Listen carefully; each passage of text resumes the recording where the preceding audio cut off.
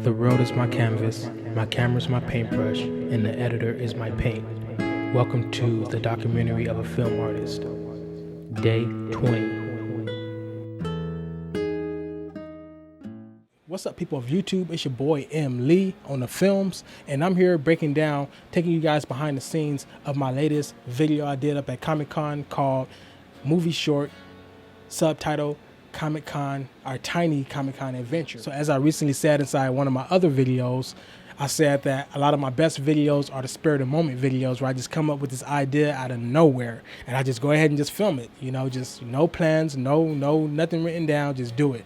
And this is one of those videos, and I honestly feel like I said my music video that I did recently was my best looking video with the Canon C100, but now this one is. This time I wanted to do something kind of different. So my first day filming up at Comic-Con, I was filming the different, cosplay stuff, and then I had got them on camera, outside some shots and stuff like that. Just different areas throughout, the outside of the convention center. So I started thinking, after watching the footage, after I came home, I put the footage up on my projector, which is amazing. If you're a video producer and you don't got a projector, bruh, step your game up. I'm just saying, it's always good to watch, watching your videos on the projector, and especially the raw files without being edited, and you just watch it raw out the camera, bruh. Anyways, so, watching those videos after day one of Comic-Con, just zoning out inside my headphones, and I'm like, made a phone call, pitched it to someone else. I'm like, you know what? What do you think about that? I think I should do that. And the main thing that I really loved about this whole video, filming it, and what really made the video is not the camera, it's not the music. Yes, that played huge ass parts. It's not the slow motion. Yes, those three things played a major part, but it's the kids themselves. They did freaking amazing on camera. When I say amazing, that's an understatement. Like, I was expecting them to keep on looking at the camera over and over. We only had that issue at the very last scene where I was trying to get them to run to the fence and then look through the bars at the water. That's the only issue. That was the last scene. I'm like, how y'all keep messing up on the last scene? Out of all these scenes, we didn't have to do no retakes or nothing. We just did it and just moved over to the next shot, change different angle and get it from a different angle. And they did an amazing job. It was super hot outside, and somehow they did freaking amazing. I wish they would have been smiling a little bit more, but they did smile inside some areas when they got there and they started walking around and stuff. And as far as them being on camera, the main thing that really made the whole video is how they were acting on camera. Like, they were just very natural. They wasn't really trying to do nothing extra. They wasn't really trying to hold back anything. They were just, cruising. They was chilling. That little camera angle shot we did on the trolley where I'm just filming him, like a close-up shot of him. I was sitting on a seat that's, the very next seat with the camera right there in front of his face. Not like right there, but you get what I'm saying. This is a Canon C100 Mark II. This will make anybody intimidated, and it's just right there. Microphone and everything, big ass lens is right there in front of you. And he's like not even looking at the camera. He's like looking, and then he turns and looks the other way without even, his eyes not even going to the camera. I don't know how he did it.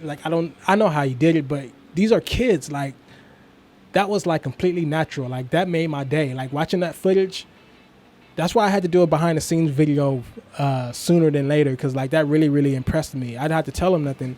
And the whole point of the video is that they're giving you an experience, their own personal experience from a kid's point of view. So that's why all the camera angles was down low. That's where the top handle really came in handy on the Canon C100, and it's real smooth. You don't see that many shaky shots when I'm walking around holding the top handle. So if you were wondering why the angles are so low, it's because, you get the point of the video when you watch it. You kind of understand, okay, it's their point of view. Or when both of them was on camera, it's still a down low shot just so you can be at their level, and I kind of felt like people watching it was going to make them feel kind of awkward, because kind of like claustrophobic a little bit, because normally when you watch a video, a film clip or anything like that, the camera angles are like at eye level, like you can see everything. Like, you never have like a whole full-fledged movie where all the angles are down low. But that's what made me want to do it even more. At first I was going to kind of like change my mind because of that. I was going to change the whole video, wasn't even going to do the video because of that in particular reason, especially when I started watching the footage. And I'm like, you know what? That's what's going to make it unique, because no one have done, well, maybe somebody done that, but no one really do camera shots like that, like low shots. That's going to be something new that M. Lee, your boy M. Lee on the films just did. So let's talk about the camera, the Canon C100 Mark II. This ain't even the C300, C500, but you see how crispy and how smooth the slow motion, the imagery, and just the way the light. I like the sensor inside this camera is amazing, because like the way the light was looking, cause I was letting light come into the camera on purpose, like those angles where I'm down low and like I'm swinging the camera around and the sun is kind of like hitting the lens. I love that damn look. Like, it has that dreamy look to it, especially when you got slow motion in the video. That's another thing that made the video what it is. Without those shots, it still would have turned out nice, but it wouldn't have had that dreamy feel to it. And I let them do what they want when it comes to them acting. The part when they're on the bridge and he started playing around with the umbrella, I kept all that. And even when I swung the camera around, they didn't even look at the camera. They continued to do what they were doing. They did a freaking amazing job, dude. I can't even I can't, I'm at loss for words, because I worked with kids before, and it's kind of hard. They get restless, they get tired, they start not want to do stuff, and yeah, they messed up a couple of times, but there's no such thing as a kid messing up. They're kids. They're not trained to do this stuff. They didn't take no classes for this. They're just being on camera. I told them, oh, okay, I want you guys, y'all see that area right there? I want you guys to walk right there. I tell you guys when to stop. That's all I was doing. Or, oh, you come stand right here. When she moves, you follow her. Or you guys hold hands. That's all I was telling them. Like, they didn't have no damn training before this. That's why I'm so amazed that they did a good job. Natural. Just like, even adults, it's hard for adults to be on camera and just act normal. Because your best skills when you act is when you're normal. You play out your part, but you present yourself on camera naturally. Like, you don't act as if you're on camera. You act as if you're in that moment. So that's what they were doing. They were just being in the moment. They wasn't even worried about no camera. They didn't do nothing different because the camera was on.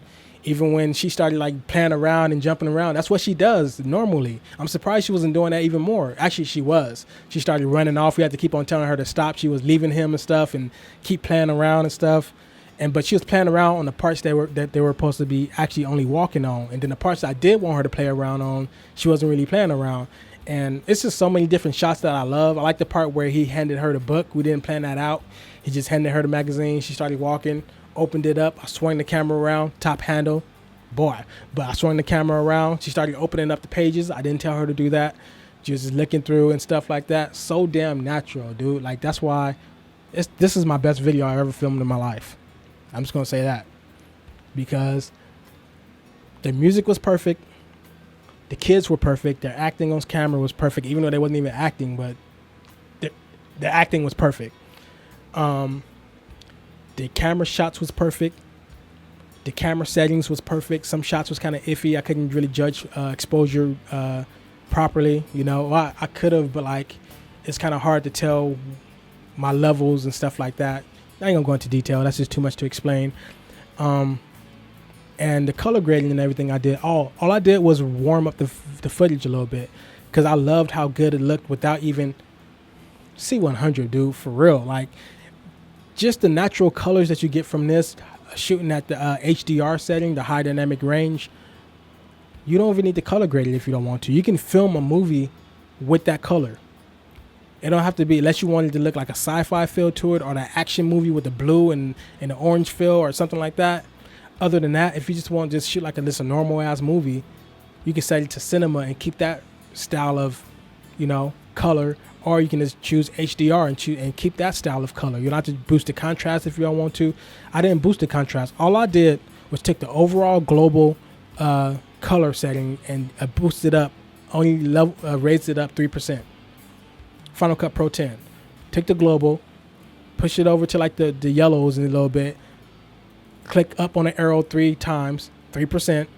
That's it. That's all I did with the color grading. Some shots I had to, adjust the exposure a little bit, cut down the highlights a tad bit, even though you can't get the detail back from highlights if they're blown out.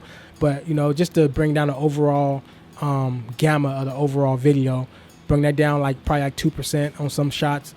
The shadows, I bring that up 1 or 2% on certain shots. That was too dark in some shadows. But other than that, that's all the color I did. That's all I did. And look how good it looks. And I would have used a little bit more of a warm color, but there were some shots with the sun shining into the lens that had that little blue look to it.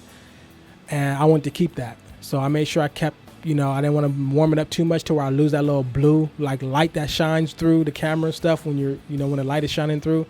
When I was watching the footage, every single thing that I imagined in my head that I wanted the video, because I had started getting excited about the video, even though it wasn't even time to film it yet. It was just me watching the footage from the previous day. And I started getting excited because I started envisioning in my mind how it looks, how it's going to look. And it turned out exactly how I wanted it to turn out. Exactly. And I got another one coming up. And I'm not going to go into detail. I'm going to wait until we film that. But it's going to be, you know, another slow motion video. And I really, really want that to turn out exactly how I envisioned it as well. And I can't wait. So with that said, it's been M. Lee on the films. And thank you guys for watching my behind the scenes documentary of a film artist of film short Comic-Con, Tiny Comic-Con adventure. Hope you guys enjoyed. If you haven't watched the video yet, check it out. I'm going to put the link into the description. And I'll catch you guys on the next video. Peace.